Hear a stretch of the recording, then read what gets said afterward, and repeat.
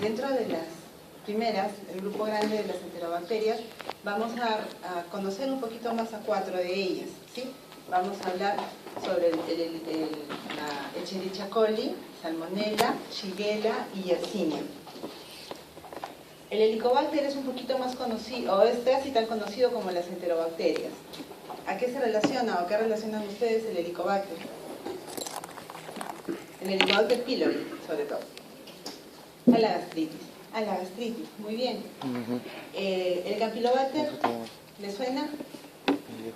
¿Es familiar? ¿Nunca han oído sobre el Campylobacter?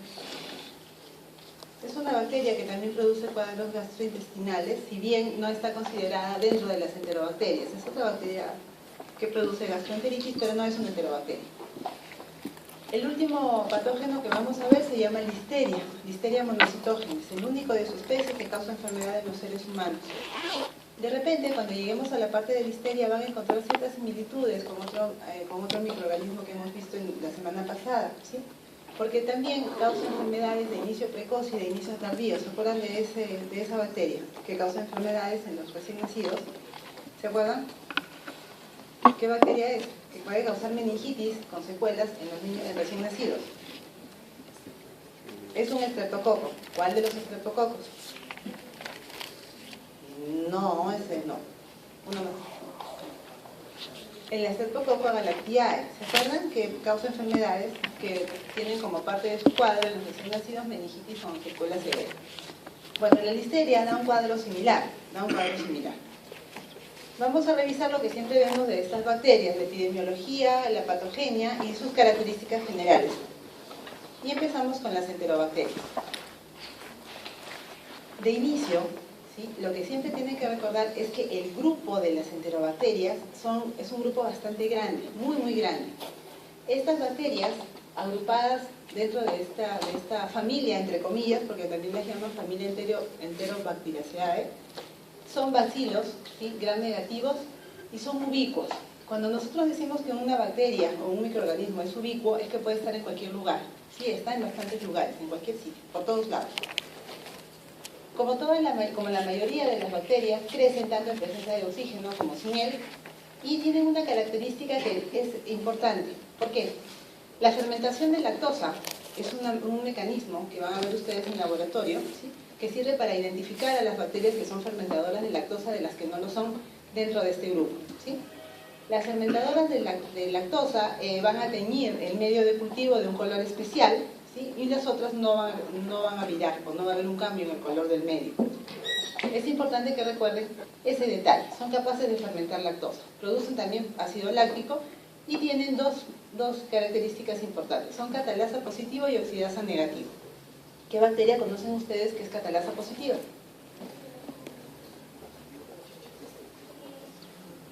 Los estafilococos. ¿Todos los estafilococos o algunos estafilococos? Todos los estafilococos son catalasa positivos, ¿sí? El estafilococcus aureus lo que tiene de particular es que es coagulasa positivo, ¿se acuerdan? Muy bien. Dentro de los bacilos gram negativos ubicuos que conforman el grupo de las enterobacterias, tenemos algunos que son parte de nuestra flora normal, ¿sí? El más conocido es la Escherichia coli. Este es el más conocido. Los demás están presentes también y son patógenos para el ser humano cuando se vuelven oportunistas, es decir, cuando dejan su sitio habitual para ir a otro lugar donde no deben estar y producen una enfermedad. En cambio, tenemos algunas enterobacterias que siempre son patógenas, toda la vida. La Salmonella, la Shigella y la Yersinia son siempre patógenas, ¿sí? No forman parte de nuestra flora normal y se consideran enterobacterias que son siempre patógenas, siempre van a producir enfermedad.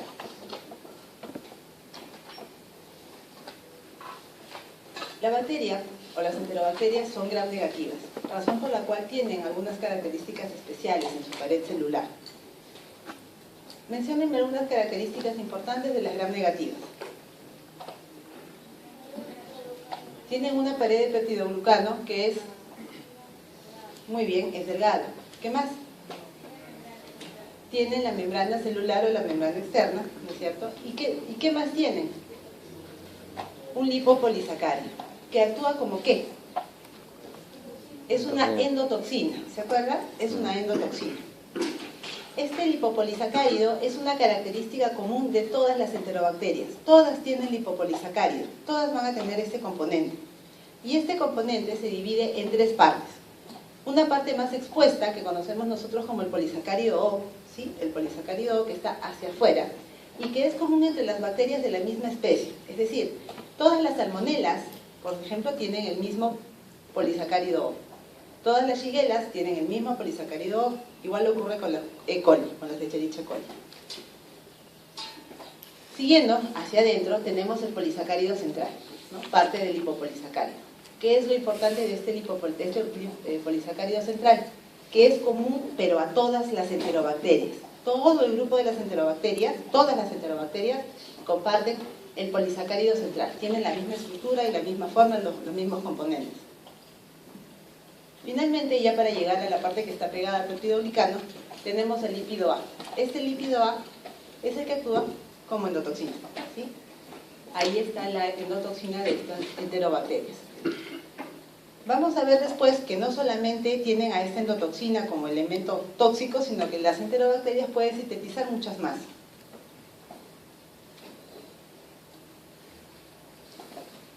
Una estructura importante dentro de estas bacterias es el flagelo. Creo que son las primeras bacterias que vemos que tienen flagelo, ¿no es cierto? Cuando las enterobacterias tienen flagelo, porque no todas lo presentan, los flagelos generalmente están alrededor.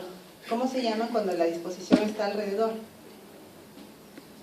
Perítricos. Son flagelos perítricos, están por todos lados. Algunas no tienen flagelo, ¿sí? Pero pueden conseguir formar una cola de actina al final en uno de sus polos para poder moverse. Eso lo vamos a ver en un momento. El flagelo es sensible al calor y está compuesto por una proteína que se llama flagelina, pues. Se llama también antígeno H. El otro componente antigénico que sirve para caracterizar a las bacterias es el antígeno K, que viene de la cápsula que poseen estas bacterias. Es un elemento importante de virulencia, ¿no es cierto? Porque el papel de la cápsula, ¿cuál es? ¿Cuál es el papel de una cápsula en una bacteria? Es resistencia. ¿A qué? A la fagocitosis. Todas las cápsulas son antifagocíticas. Finalmente, ¿se acuerdan que el lipopolisacárido tiene una parte externa, ¿no es cierto? Que es el polisacárido O. Ese polisacárido O también se conoce como el antígeno somático o el antígeno O, PSO. Es hacia afuera, está hacia afuera. Estas son las tres variantes o los tres componentes antigénicos que permiten caracterizar a una bacteria, ¿sí? A una enterobacteria especialmente, en este caso.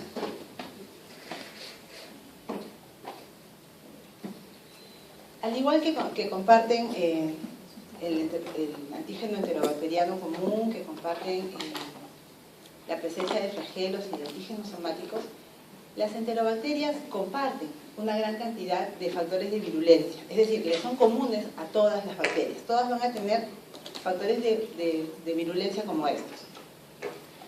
Tenemos a la endotoxina de la que ya habíamos hablado y que está compuesta por el lípido A. ¿Cuál es la función de una endotoxina? ¿Perdón?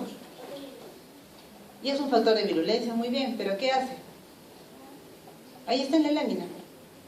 Produce los efectos sistémicos, ¿no? Las manifestaciones de la bacteria.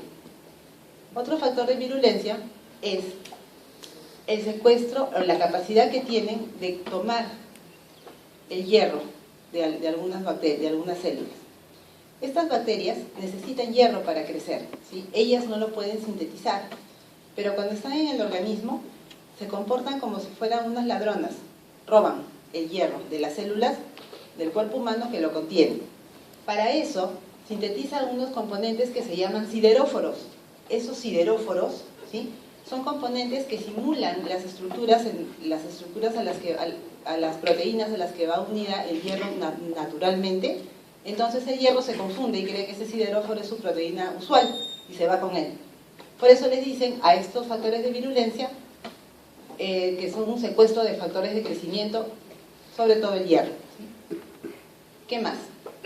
Como toda buena bacteria que se precie, en algún momento ha tenido un cambio en su componente genómico. Ha llegado un plásmido a ella, ¿sí? Ese plásmido generalmente se relaciona con la resistencia antibacterial. ¿Qué es un plásmido?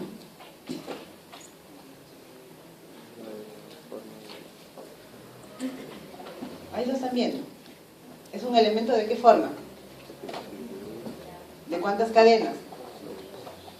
¿Dónde está? ¿En el cromosoma o fuera de él? Entonces es extracromosómico. Están casi siempre relacionados con la resistencia bacteriana y las enterobacterias no han sido ajenas a su influencia, están ahí. Muy bien. Otro componente o factor de virulencia que se presenta en todas estas enterobacterias es el sistema de secreción de tipo 3. Ya. ¿Qué es el sistema de secreción de tipo 3?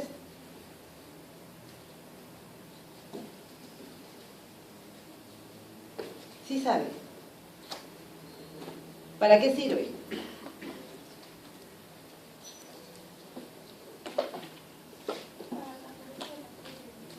Ya, puede transferir factores de virulencia. ¿De dónde a dónde?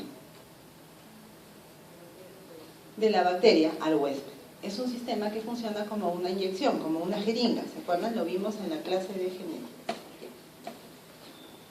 Las bacterias, o por lo menos las enterobacterias, en algunos casos son un repaso de la clase de genética bacteriana. Miren todo lo que estamos revisando. Plásmidos, sistemas de secreción de tipo 3, y este otro componente, ¿cuál es?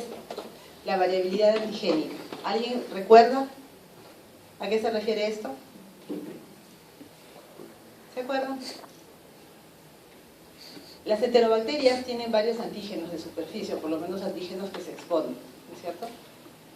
Esta variabilidad antigénica quiere decir que la enterobacteria regula qué tanto va a presentar de estos antígenos. Y los dos antígenos que están influenciados por esta variabilidad antigénica son el antígeno flagelar K y el antígeno capsular K y el flagelar H. ¿Sí? Son los dos. Estos factores de virulencia son comunes a todas las enterobacterias, todas los presentan, pero también cada enterobacteria, por ejemplo la E. coli, tiene factores de virulencia propios, que son toxinas, o si no son fimbrias alrededor de él. La E. coli, ustedes la han escuchado en relación a qué tipo de infección. Han oído hablar de ella, ¿no es cierto? ¿Alguna vez? ¿A qué se relaciona?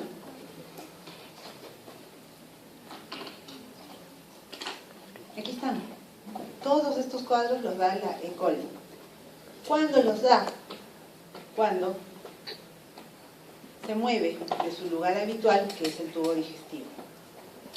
Algunas cepas cambian, ¿sí? Y adquieren algún factor de virulencia que, por ejemplo, en el caso de la infección urinaria, le permite moverse de aquí hasta el tracto urinario y producir una infección.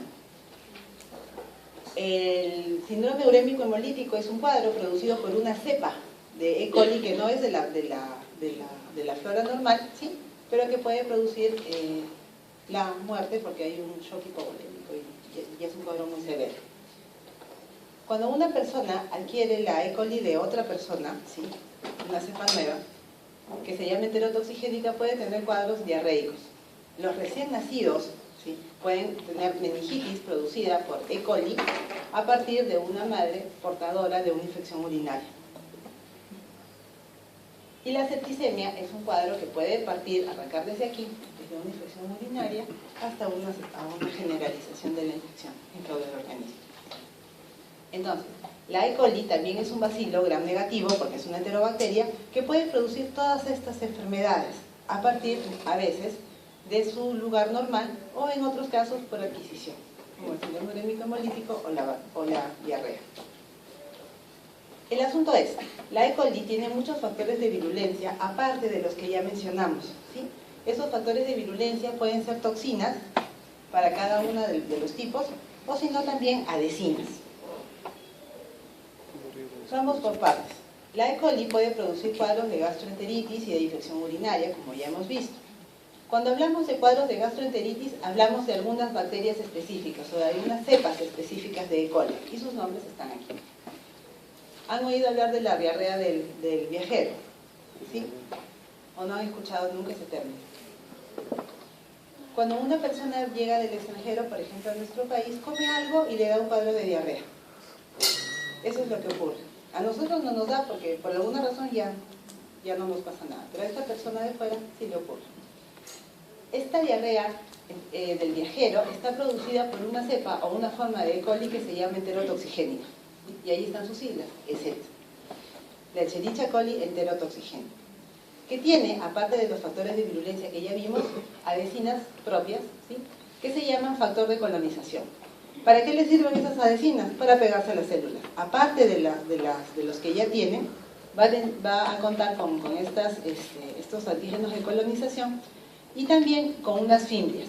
¿Por qué son importantes las fimbrias? ¿Se acuerdan ustedes que estas fimbrias o pili servían para la comunicación entre bacterias? ¿Se acuerdan? Entonces, le sirven para intercambiar factores de virulencia o plásmidos, ¿sí?, de una bacteria a otra.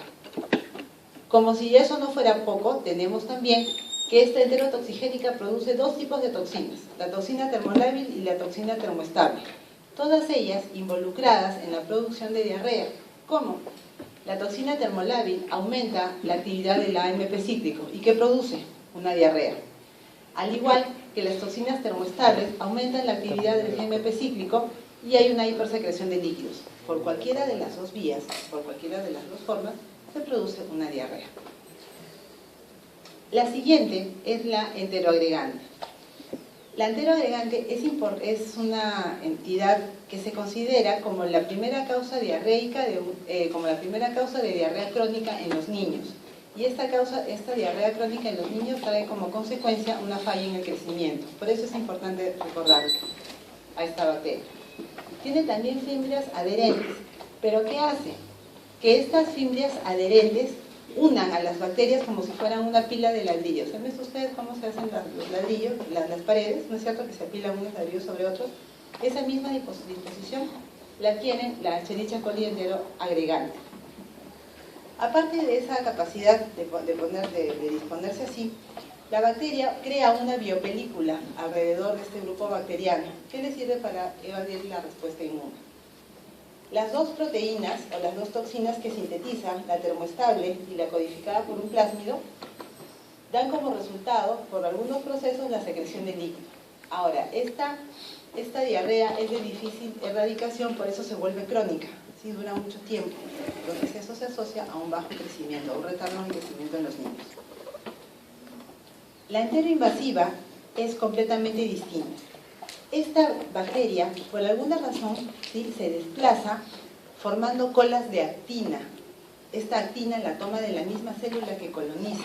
Y es esa cola de actina dispuesta en uno de sus polos de los extremos que le permite a la bacteria desplazarse y moverse, ¿sí?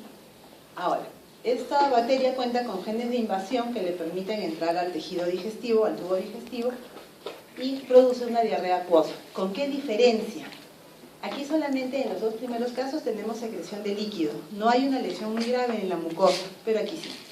Hay una diarrea acuosa y también un daño a nivel de esta área que produce ulceraciones.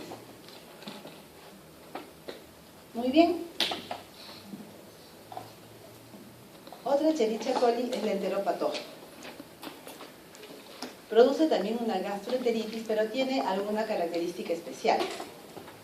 La infección por esta bacteria altera completamente la estructura de la célula a la que va a invadir, ¿sí? Produce la muerte celular. ¿Qué va a hacer esta bacteria? Es causa de diarrea infantil, ¿sí?, y va a entrar al tubo digestivo, ¿no es cierto?, y se va a unir por los piliformadores de ACEs, los PFH que están ahí arriba. Estos piliformadores de ACEs lo que van a hacer es pegar la bacteria a la célula. Cuando la bacteria ya está pegada a la célula, actúa un sistema de secreción de tipo 3. Este sistema de secreción de tipo 3 inyecta factores de virulencia que lo que hacen es dañar o alterar la estructura, la superficie de las microvellosidades, ¿no es cierto? Y una vez que se altera esta estructura, se cambia también la disposición de la actina y de toda la estructura celular, y la célula finalmente se muere. ¿Cómo se llama este tipo de lesión? Esta lesión se llama unión-borramiento. Se une la bacteria a la microvellosidad y borra la estructura normal. Y finalmente la célula muere.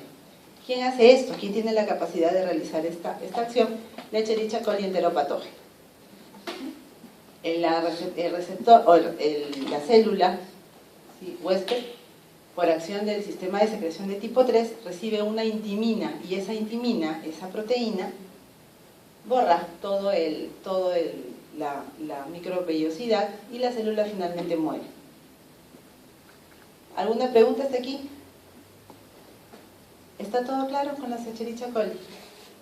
Han visto que no todas producen gastroenteritis, pero no todas son las mismas, ¿sí? Y producen diversos tipos de gastroenteritis. Ya, a ver, toxinas. ¿Han oído hablar alguna vez de la toxina del cólera? ¿Han visto la toxina del cólera alguna vez? Sí, hablamos en la primera clase de las toxinas. De las toxinas que tienen una unidad alfa y están rodeadas por otras subunidades.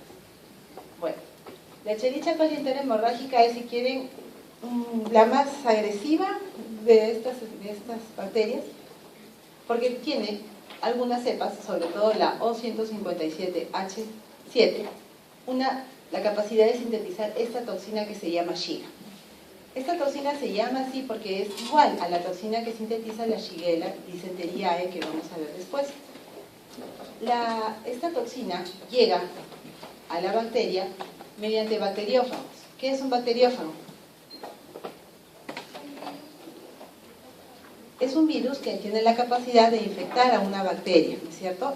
La bacteria adquiere este virus por esta capacidad de síntesis de la toxina de Shiga por un bacteriófago.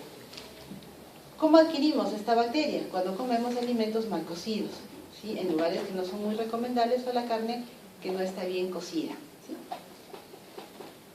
La bacteria produce la toxina y al unirse, antes de que esta toxina actúe, se va a producir una lesión de unión-borramiento igual a la que hemos visto hace un momento. La que actúa ahí es la toxina de Shiga. Esta toxina de Shiga, con sus subunidades B alrededor de la A, se va a unir a un gangliósido o a una estructura que se llama, un receptor que es el GB3. ¿Por qué esta toxina de Shiga puede producir un síndrome o un cuadro a nivel del riñón? Porque este receptor también está presente en células renales, está presente en células intestinales y renales. Entonces, cuando la célula llega con su toxina de Shiga, llega a la enterobacteria, encuentra a estos receptores y se mete a las células. Cuando la toxina está en la célula, lo que va a hacer es interrumpir la síntesis proteica. ¿Qué pasa cuando se interrumpe la síntesis proteica en una célula? ¿Qué le pasa a la célula? ¿Se detiene el crecimiento o se muere? La célula se destruye, no se sintetiza, ¿sí? Entonces, al final hay una muerte celular.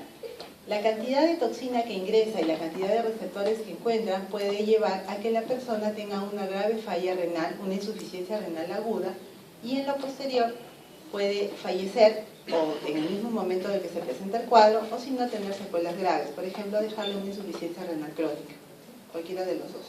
Por eso es que esta bacteria es tan peligrosa y se recomienda, por eso también siempre, ingerir productos cárnicos, sobre todo productos de carne, en lugares de garantía y que estos productos estén bien cocidos. ¿Alguna pregunta hasta aquí? El cuadro más frecuente asociado a Escherichia coli es la infección urinaria, ¿sí? Sobre todo en mujeres. La bacteria que la produce pertenece a la flora normal, pero por alguna razón adquiere factores de virulencia. ¿Qué factores de virulencia? Las adhesinas, ¿sí? Las adhesinas que le permiten desplazarse desde el tubo digestivo que está a esta altura. Ven cómo tiene sus patitas y va avanzando, avanza hacia el tracto urinario. No solamente avanza hacia esa zona, sino que puede ingresar y subir, escalar y llegar hasta la vejiga, ¿sí? Y también los riñones. La adhesina no es su único factor de virulencia, también tiene una hemolicina. Por eso es que a veces en las infecciones urinarias, en esas muestras se encuentran rasgos de sangre, si no son macroscópicos o microscópicos, ¿sí? Es por acción de la hemolicina que produce la misma bacteria. Las bacterias que dan infección urinaria se originan en el tubo digestivo, en el colon, pero tienen estas dos capacidades, la síntesis de la formación de estas adhesinas, que son varias, como las ven ustedes ahí, y la síntesis de hemolicina. La capacidad de adherencia de estas adhesinas es tan grande que la bacteria, una vez que llega a la vejiga, es capaz de pegarse a las células que están ahí y resistir el sistema de arrastre, ¿sí? que tiene que ver con la fricción. Ese es un sistema de defensa también. Pero la Escherichia coli no se escapa, se queda pegada a la bacteria, a la célula por sus fimbrias o por sus adhesinas. Y entonces se puede producir el cuadro urinario. Es importante siempre saber que esta bacteria se relaciona a este cuadro porque la fuente de las septicemias en muchos casos es una infección urinaria, ¿sí? La E. coli también puede producir meningitis en los recién nacidos, ¿sí? A partir de una madre portadora. ¿Se acuerdan de los estreptococos del grupo B? ¿Sí? Junto con la E. coli, los Agalactiae, son los patógenos más frecuentes relacionados con meningitis en el recién nacido, a partir de una madre portadora. Cuando la bacteria produce un cuadro urinario o gastrointestinal, puede ser la fuente para una septicemia. Esta septicemia es severa en cualquier persona, pero lo es mucho más en las personas inmunocomprometidas, ¿sí? Y también puede ser causada por la E. coli. Entonces, ¿qué hemos visto que causa la Escherichia coli? ¿Qué cuadros? Ya, meningitis neonatal, infección urinaria, ¿qué más? Gastroenteritis. ¿Todas las gastroenteritis son causadas por la misma E. coli? No. ¿Existen cuántos tipos? ¿Más de 2 o más de 3? Existen 5. Existen 5. Sí, existen 5 tipos. Ya. Antes de pasar a salmonela, ¿tenemos preguntas sobre la E. coli?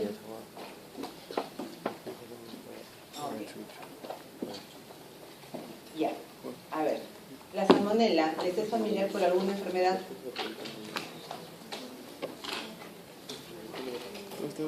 ¿Alguna enfermedad que conozcan producida por salmonela?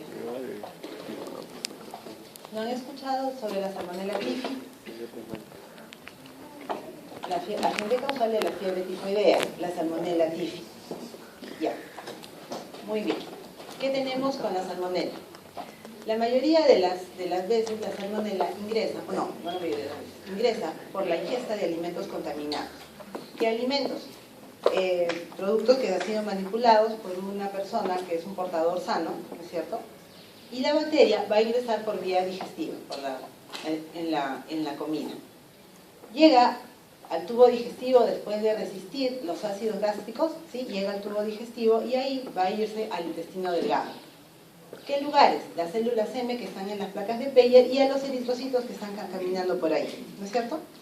La bacteria va a ingresar a la célula que va a enfermar o la célula que va a alterar y va a quedar englobada dentro de una vacuola fagocítica, ¿no es cierto? Eso es lo que siempre ocurre. A la salmonela no le interesa estar dentro de la vacuola porque se va a replicar ahí. Y cuando esta vacuola ya está muy llena, esta salmonela, ¿sí?, sale, se revienta la vacuola y se libera. Esta liberación comporta que la salmonela salga por la membrana vasolateral, entre a otra célula y a partir de aquí pase todas las barreras celulares. Las bacterias liberadas se van se pueden ir dentro de los macrófagos e iniciar un recorrido por todo el organismo. Estas bacterias, las salmonelas, sobre todo la TIF, tienen como reservorio la vesícula biliar de algunas personas que son los portadores sanos. Estas personas tienen a la bacteria en su vesícula biliar, pero no obtienen la enfermedad, pero sí son portadoras porque van diseminándola por donde van. ¿Qué factores de virulencia tiene esta salmonela? Dos importantes. Un sistema de secreción de tipo 3 que le permite inyectar las proteínas para la invasión y otro más que le permite evadir la inmunidad, ¿sí? Porque la deja escondida en los macrófagos y por ahí se puede diseminar a todo el organismo. Muy bien. ¿De dónde viene la salmonela? Cuando nosotros tomamos agua o alimentos que estén contaminados. Imaginen ustedes un lugar en donde no hay mucha higiene, ¿sí? O un lugar en donde no hay un sistema de agua y desagüe adecuados. No existe. Entonces una persona va y hace sus deposiciones en el río, y esta persona es un portador sano. ¿Tiene la salmonela en qué parte del organismo? ¿Dónde tiene la salmonela? ¿Dónde les he dicho que es el reservorio? Les acabo de decir, en la vesícula biliar. Entonces la salmonela sale de ahí, ¿sí? Contamina esa agua, y un poco más allá, las personas recogen esa agua, no la hierven, la toman directamente y se contaminan de esa manera. Los niños generalmente toman o se contaminan por vía fecal oral, es decir, un niño con la mano sucia toma algo que otro después se lleva a la boca. Las fuentes, aparte o mejor dicho, los alimentos contaminados son los que ven ahí. Carne de aves de corral, ¿sí? que no están bien cuidadas, que comen en cualquier lugar, ¿sí? O también pueden ser huevos y los lácteos, y todos sus derivados. La Salmonella typhi no necesita gran cantidad de dosis infecciosa, es decir, no es necesario tomar una gran cantidad de bacterias en el alimento contaminado para tener la enfermedad. A eso se refiere una dosis infecciosa baja. ¿Qué poblaciones son las que tienen mayor riesgo? Como siempre, los extremos de la vida, los menores de 5 años y los mayores de 60. Tanto la Salmonella typhi como la Paratyphi, que toma su nombre porque produce un cuadro muy similar a la fiebre tifoidea, pero que no es fiebre tifoidea, son reservorios, tienen como reservorio solamente al ser humano, y en ambas hay un estado de portador asintomático en la vesícula biliar. Recuerden ustedes que el portador asintomático es lo mismo que portador sano, ¿sí? Que no tiene ningún problema de salud, pero va diseminando a la bacteria o al microorganismo. Las 4 enfermedades más frecuentes, bueno, en realidad 3, porque ese es el estado de portador asintomático en el que no hay enfermedad. Todas las especies de salmonella les pueden dar una septicemia, y eso en realidad aplica para cualquier bacteria, ¿sí? Puede provocar una septicemia, una diseminación por todo el organismo. La fiebre tifoidea o la fiebre entérica es causada por Salmonella typhi. ¿Se acuerdan de los periodos de incubación de los que hablamos?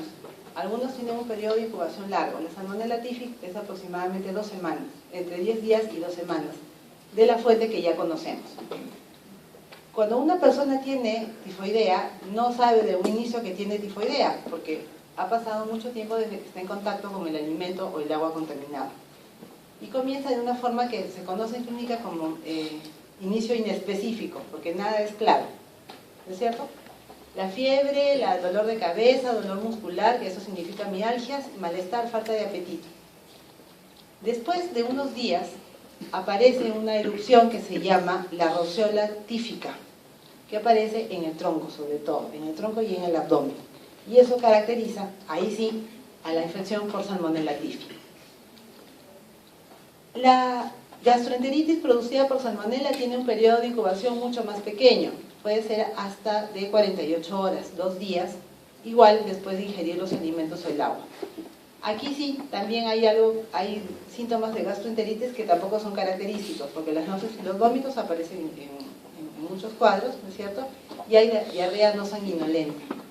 La diarrea no sanguinolenta siempre es importante, es siempre importante que ustedes informen si la diarrea es o no con sangre, ¿sí? Cuando hay una diarrea con sangre es porque ya hay un daño muy severo en la mucosa. Esas gastroenteritis por salmonella se curan solitas, es decir, pasan solas después de una semana. Y muchas veces no se identifica a la bacteria, ¿sí? Esos son los 4 cuadros que da salmonella. Bien, esa es la roceola tifoidea que les decía, la erupción que aparece en el tronco y en el abdomen. Ya, ¿podemos pasar a Shigella? ¿Están cansados? ¿Sí? ¿Cansados o aburridos? ¿O los dos? 50-50. No son entretenidas las enterobacterias. Lo que pasa es que son un montón. Pero bueno, las encontraremos algún día, seguramente sí. Las Shigellas, ¿sí? Son 4. Estas Shigellas son también bacterias que producen cuadros de gastroenteritis, pero tenemos que tener especial cuidado con la disenteriae. ¿Qué sintetiza esta Shigella disenteriae? ¿Qué toxina? La acabamos de ver con la Escherichia coli enterohemorrágica. Sintetiza la toxina de Shigella. Y al igual que su par, puede producir una enfermedad como el síndrome hemolítico urémico. La clasificación de los nombres está quedando atrás. Actualmente se trata de llamar a estas shiguelas como A, B, C y D. Sin embargo, alguna literatura mantiene su nombre original: Shigella dysenteriae, Flexneri, Boydi y Sonei. La patogenia de la shigella es bastante similar a la de la salmonella, ¿sí? Es decir, la bacteria va a llegar a las mismas células, al tubo digestivo, y lo que va a ocurrir es que va a alterar la estructura de la microvellosidad. ¿Para qué? Para ser engullida, es decir, la célula se va a comer a la bacteria, pero no la va a poner en una vacuola, la va a dejar en el citoplasma, y la shigella se replica solita en el citoplasma. Aquí dice que hay un análisis de la vacuola porque algunas pueden entrar, pero ¿qué es lo importante en el caso de la shigella? Su capacidad de reorganizar la actina, ¿sí? ¿Se acuerdan que les dije que algunas bacterias no tenían tanta motilidad? Algunas enterobacterias no se movían con tanta facilidad. Lo que hace la shigella es reorganizar las colas de la actina de la célula y ocurre lo que ven ahí. Se forma una especie de cola o de flagelo grueso, que es lo que está en color verde, y eso le permite a la shigella desplazarse. ¿Ven? Se desplaza para todos lados. Además, aparte de esa capacidad, tiene factores que le permiten adherirse y factores que le permiten también invadir. Lo más importante que hace la shigella, y por lo que la tiene que recordar, es por esta capacidad de reorganizar la actina, ¿sí? Reorganiza la actina. Igualmente, la presencia de shigella y de algunos de sus productos aumenta la muerte celular programada, ¿sí? Aumenta la apoptosis, entonces las células se van a destruir. Eso es importante en el caso de esta bacteria. Aparte, tenemos una toxina, esta toxina de Shiga, que está presente en la Dysenteriae, puede producir también el síndrome urémico hemolítico. Al igual que para la Salmonella typhi y la Paratyphi, el ser humano es el único reservorio de la shigella. Esta bacteria se transmite de persona a persona por vía fecal-oral y se considera que los niños menores de 10 años son la población más en riesgo, ¿sí? ¿Qué tiene de importante o qué tiene de diferente? Las heces sanguinolentas que ven ahí. ¿Se acuerdan que la bacteria puede reorganizar la actina, ¿no es cierto? El daño celular es mucho mayor y puede llegar a producir úlceras. Estas úlceras sangran y se produce la diarrea sanguinolenta. Aparte de eso, la shigella se caracteriza por espasmos abdominales y son bastante particulares estos dos elementos que se presentan juntos.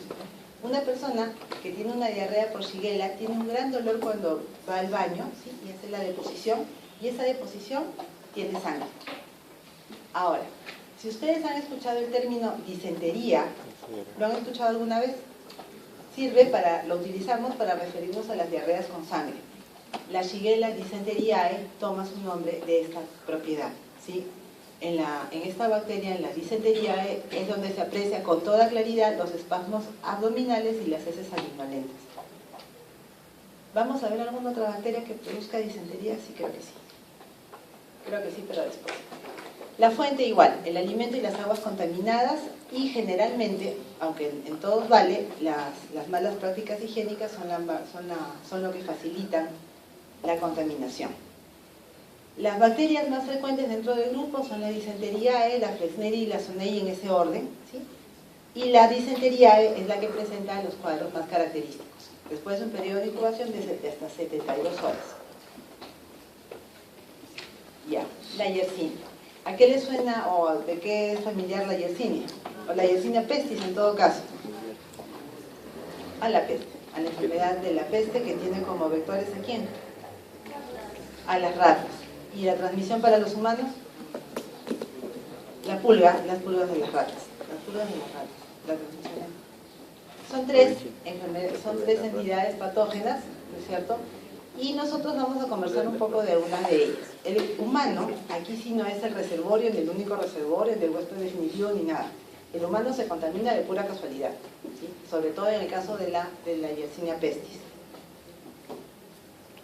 La Yersinia tiene algunos factores de virulencia. Para la fijación tiene la invasina, una proteína que le permite pegarse a la célula y después un sistema de secreción que actúa inyectando factores de virulencia.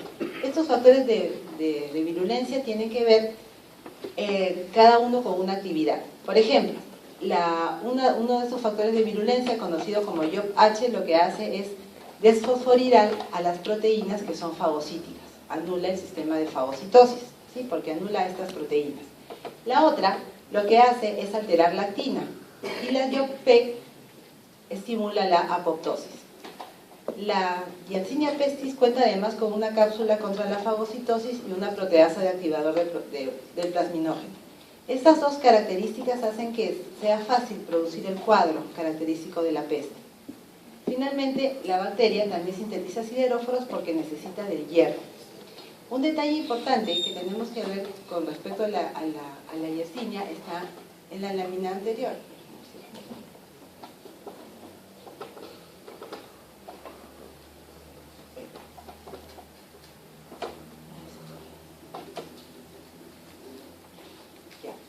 Tiene una coloración bipolar, ¿sí? Es decir, se tiñe un poco más fuerte alrededor de la pared celular, pegada a la célula, y tiene una coloración más tenue aquí. Es una característica de la Yersinia que no tienen las demás enterobacterias. La Yersinia se considera una enfermedad que se transmite de los animales al ser humano, sobre todo la peste. ¿Sí? Es una zoonosis, eso significa zoonosis, enfermedades de los animales que se transmiten al ser humano. La forma más frecuente de infección, que no es aparte de la Yersinia pestis, es la enterocolitis, es la más frecuente. Es generalmente frecuente en niños, ¿no es cierto? Y presenta una diarrea con dolor abdominal, pero una diarrea que no es sanguinolenta. Cuando aparece este cuadro tenemos que esperar sencillamente a que pase, si es producido por la enterocolítica. El único cuidado o la única alarma que puede servirnos para saber si el agente causal es un enterocolítico, una Yersinia enterocolítica, es que el cuadro simula mucho de una apendicitis. Los niños van al hospital pensando que es un cuadro de apendicitis, pero no lo es, y remite solo a la semana, a los 7 días aproximadamente. ¿Qué hacemos cuando queremos identificar a una enterobacteria? Lo primero que generalmente se hace es colocarlos en un medio en donde puedan fermentar la lactosa para saber quiénes son los que lo hacen y quiénes son los que no. Para la E. coli, las muestras que solemos tomar dependen del cuadro. Si es una infección de tracto urinario, será una muestra de orina. Si es una meningitis, será el de líquido cefalorraquídeo, ¿sí? Que están ahí. ¿Qué hacemos con esto? Los podemos poner en agar sangre, sobre todo si estamos sospechando de una infección. ¿A qué nivel? ¿Qué Escherichia coli sintetiza una hemolicina? ¿La que produce qué?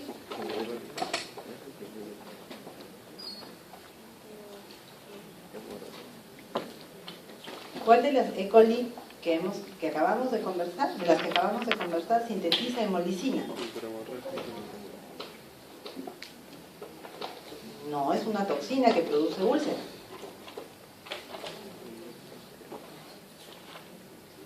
En la infección urinaria no se produce una hemolicina. Si tienen una muestra de orina de alguien que sospecha que es una E. coli, la ponen en un agar sangre para ver si hay una hemólisis. ¿Sí? Los pies. Alguien se va a sentar ahí después. En la Escherichia coli enterohemorrágica, ¿sí?, que es la 0157H7, lo que se tiene que tomar es una muestra de heces, porque esa es la muestra más característica, ¿no es cierto? Hay una diarrea, sanguinolenta a veces. Y se pone en el laboratorio o en medios de cultivo que son específicos o selectivos, se les llama. Se trata también de identificar a la toxina, pero la identificación de este componente es poco frecuente en los laboratorios comunes, ¿no? Generalmente se hace solamente crecimiento en medio de cultivo. Para la Salmonella typhi, la salmonela que causa gastroenteritis y la Shigella, se pueden tomar muestras de heces, sangre y orina. Es fácil ver a estas bacterias con la tinción de Gram, por lo menos a la salmonela, ¿no es cierto? Y si se quiere hacer un estudio más detallado, se tiene que utilizar medios muy selectivos. Existe un agar que se llama Salmonella Shigella, ¿sí?, en el cual se puede sembrar a estas bacterias y crecen expresando sus características. La Yersinia es una bacteria que resiste mucho el frío. Y cuando se cultiva la enterocolítica, generalmente, si no crece con rapidez o no se está seguro del resultado, se lleva esta muestra a una temperatura muy fría, a 4 grados centígrados, y después de unos días se puede observar el crecimiento de la bacteria.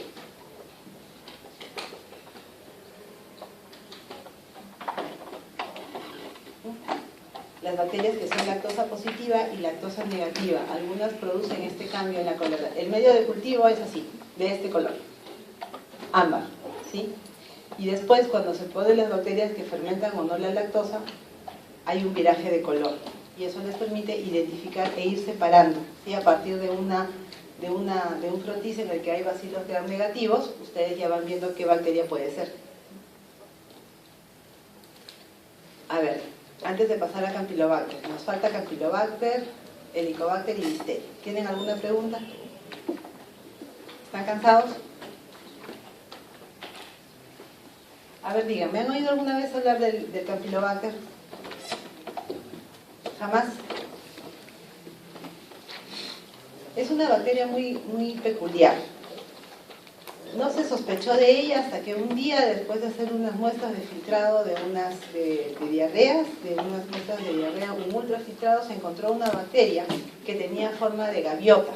La describieron en ese momento. Otros libros dicen que tiene forma de letra S y otros dicen que tiene solamente forma de coma. En realidad, el Campylobacter pertenece a la familia de las Campylobacteriaceae, ¿sí? En donde existen 3 géneros, el Campylobacter, el Arcobacter y el otro que está ahí, el Sulfospirinum. Y también, a partir de esta gran familia de Campylobacter, se dividió la familia de los Helicobacter. El género Helicobacter, el que está aquí, es el que contiene al Helicobacter pylori. Al inicio, cuando el Helicobacter pylori se descubrió, se consideró que era parte de los Campylobacter, pero después, como vamos a ver, encontraron características muy específicas que lo diferenciaron de este grupo. Los Campylobacter son bacilos gram negativos, ¿sí? Y también están presentes en cuadros de diarrea. ¿Pero por qué no se sospecha mucho de ellos? Porque son tremendamente pequeñitos. Miren su tamaño, 0.2 a 0.5 micras. ¿De qué tamaño son las bacterias que hemos visto? Más o menos. Todas son mayores de 1, ¿no es cierto? De 1 a 2 micras. Este es tremendamente pequeñito, razón por la cual es muchas veces difícil verlo. Es una bacteria sumamente móvil porque tiene un flagelo polar, ¿sí? Tiene un flagelo polar que también interviene en la morfología que tiene. Los cuadros que se producen son de 2 tipos. Pueden producir cuadros entéricos, ¿no es cierto?, de diarrea, y también cuadros sistémicos. Los cuadros entéricos están causados a la cabeza de todos por el Campylobacter jejuni. Este Campylobacter jejuni no solamente produce diarrea, sino que está asociado a una aparición posterior de un cuadro que se llama síndrome de Guillain-Barré, que vamos a ver después. También está el Campylobacter coli y el Upsaliensis. Muy bien, estos producen gastroenteritis. El Campylobacter fetus puede producir también una infección sistémica, una septicemia. Aunque es poco frecuente la aparición de esta bacteria, de todos los del grupo es el que se asocia más a un cuadro sistémico. Todos tienen la misma morfología y todos tienen el mismo tamaño. Son bacterias que crecen en medios muy selectivos. Cuando hablamos de medios selectivos, queremos decir que estamos frente a un medio que ha sido preparado casi exclusivamente para una determinada bacteria, ¿sí? Estas bacterias crecen en condiciones especiales, muy poquito oxígeno, ¿sí? Y un poquito más de CO2. El Campylobacter crece, o la colonia de Campylobacter crece a una temperatura especial, a 42 grados centígrados. Si se sospecha de esta bacteria, entonces debemos poner el medio de cultivo a esta temperatura para que pueda crecer la colonia. Y después que crece la colonia, nosotros observamos qué tipo de bacterias están ahí. Las colonias se dice que son incoloras, pero en realidad siempre hay algo de cambio en el color y son más o menos grises, ¿sí? Son bacterias que son oxidasa y catalasa positivas, por lo demás. Pero recuerden de Campylobacter sus necesidades tan específicas, poco oxígeno y en el caso del jejuni 42 grados centígrados para el crecimiento. ¿Dónde están y qué hacen? La bacteria de Campylobacter jejuni, que es la más frecuente, se asocia a aves de corral, aves de granja. vacas y ovejas. Las carnes mal cocidas o mal preparadas de estos alimentos son las fuentes de la infección para el Campylobacter jejuni. ¿Cuándo aparecen estas infecciones? Sobre todo en el verano. ¿Qué es lo importante? Esta bacteria es sumamente sensible al jugo gástrico, es decir, si entra en poca cantidad, ¿sí? Si entra en poca cantidad se va a morir en el estómago, no va a continuar. Es importante que si ustedes tienen a una persona con alguna alteración en la secreción gástrica, ¿sí? A nivel en la secreción gástrica, sospechen de Campylobacter si presenta un cuadro de diarrea, ¿sí? Porque si no tiene ese mecanismo de defensa, esta bacteria puede producir una diarrea. Como su nombre se los está diciendo, el foco en donde trabaja o donde actúa el Campylobacter jejuni es el yeyuno. Ahí trabaja, ese es su sitio, ahí no tiene pierde, no se van a olvidar. La no importancia, sino la cierta relevancia que ha adquirido esta bacteria es su relación con la aparición posterior de un cuadro que debilita de manera progresiva, ¿sí? Y por un determinado tiempo de unas semanas, la fuerza en las extremidades. Este cuadro se llama síndrome de Guillain-Barré. ¿Qué ocurre? Hay una suerte de confusión con los antígenos que se forman frente a la presencia del Campylobacter jejuni en el organismo, que son muy similares a las alteraciones que ocurren con el síndrome de Guillain-Barré. Entonces, cuando una persona tiene una infección con Campylobacter jejuni, no siempre va a ocurrir, pero es posible que ocurra un cuadro como el de Guillain-Barré en lo posterior. Además, este Campylobacter también se asocia a la aparición de una artritis reactiva, dos cuadros que son importantes. Si bien los dos pueden ser tratados y desaparecen al tiempo, provocan un gran malestar porque hay un debilitamiento de los miembros superiores, de las extremidades. En el caso del Campylobacter fetus, habíamos hablado que tiene una gran capacidad de producir septicemia. ¿Por qué? Produce septicemia porque la bacteria sintetiza una cápsula o una proteína en la cápsula que se llama proteína S. Para que no se olviden, el Campylobacter fetus sintetiza la proteína capsular S que le permite causar la septicemia. ¿Por qué? Esta proteína capsular anula la respuesta bactericida del organismo. Nuestro cuerpo, nuestro organismo tiene la capacidad de matar a las bacterias, se llama una reacción bactericida natural, ¿sí? Pero algunas bacterias, como en el caso del Campylobacter fetus, tienen a elementos que inhiben o que bloquean esta situación. Entonces, se disemina por todos lados y puede producir una septicemia. La fuente del Campylobacter fetus es la carne de vaca y la carne de oveja. ¿Qué ocurre con el Campylobacter coli y el Campylobacter upsaliensis? El Campylobacter coli también tiene animales de corral, ¿no es cierto?, ganado, y se añade un componente más. Una fuente de esta bacteria son las aves, son los pájaros, ¿sí? Ahora bien, Campylobacter upsaliensis causa cuadros de diarrea generalmente en niños que tienen alguna mascota que está enferma por esta bacteria, ¿sí? Pasa de la mascota al niño. Si bien los dos animalitos, perro y gato, están involucrados en el asunto, es mucho más frecuente la contaminación o la enfermedad a partir de un foco en que el foco es un perro, es mucho más frecuente. Es el único de los Campylobacter que se sale de los animales de corral o de granja también, ¿no es cierto? Es el único. Muy bien. El cuadro gastrointestinal, producido por ¿quiénes? Jejuni, coli y upsaliensis, puede producir enteritis aguda y diarrea sanguinolenta. Siempre hay un poco de diarrea sanguinolenta en el caso de los Campylobacter. Y acuérdense ustedes que en el caso del jejuni, de estas bacterias, tiene que haber poca secreción gástrica, ¿sí? Porque son sensibles a la secreción ácida del estómago. Las dos complicaciones de un cuadro gastrointestinal por el Campylobacter jejuni son el síndrome de Guillain-Barré y la artritis reactiva. Punto, no hay más, ¿sí? ¿Se acuerdan ustedes que hablamos la clase pasada sobre el estreptococo que causaba también, que podía estar relacionada con la aparición de glomerulonefritis? ¿Se acuerdan? Después de un tiempo. ¿Qué estreptococo era?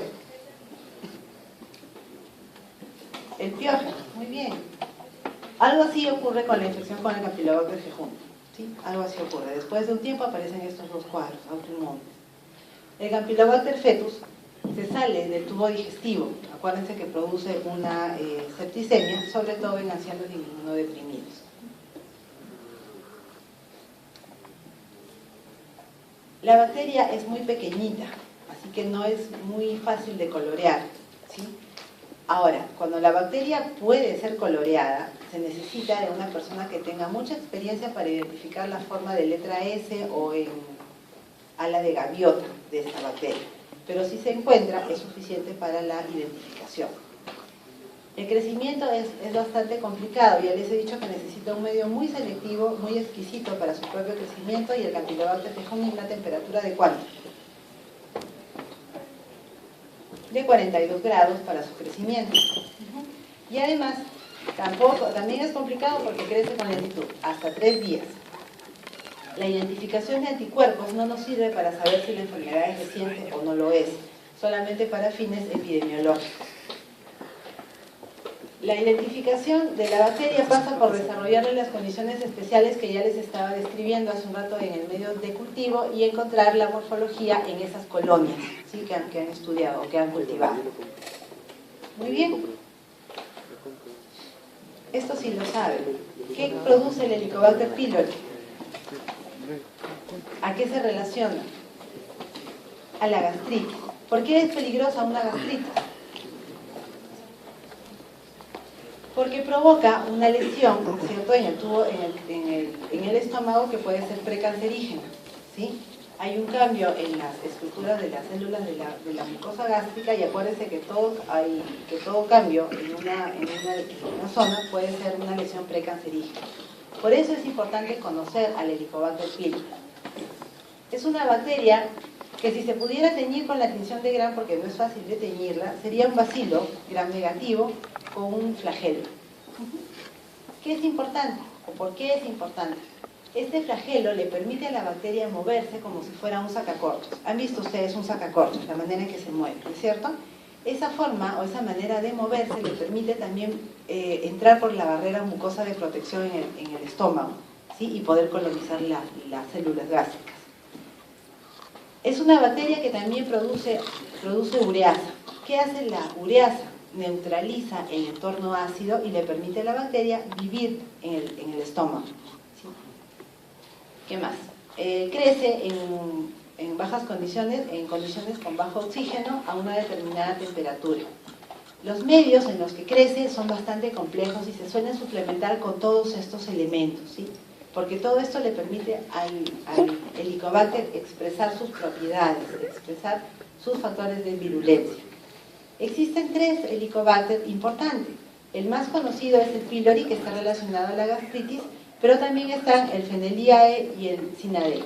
Esos dos son menos frecuentes y aparecen en pacientes inmunosuprimidos y se asocian a gastroenteritis más que a gastritis. No tienen nada que ver con la gastritis. Este es un esquema en donde están los factores de virulencia y los componentes estructurales de una bacteria Helicobacter pylori. Hablamos de los flagelos, que les dan una gran motilidad y permiten esa forma de desplazamiento en sacacorchos. Después de la producción de ureasa.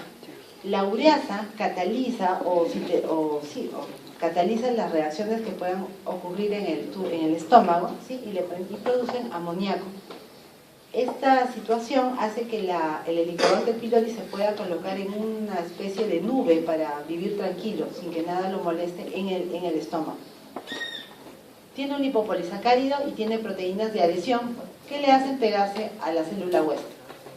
De repente, lo más característico es la producción de ciertas toxinas. Las toxinas o las proteínas que van a intervenir en la patogenia ingresan a la célula huésped por un sistema de secreción, pero que ya no es de tipo 3 sino de tipo 4. El funcionamiento es el mismo, solamente que tiene una estructura más compleja, ¿sí? Pero también funciona como una jeringa. Inyecta 2 tipos de proteínas. Una proteína que se llama CAG-A, codificada por un gen que tiene el mismo nombre. Esta toxina lo que hace es provocar alteraciones en el citoesqueleto de la célula huésped y dañarla.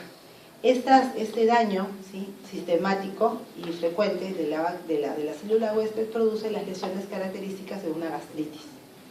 Además, como si esta proteína CAGA no fuera suficiente, tenemos otra proteína más, otra toxina más que se llama toxina BACA-A.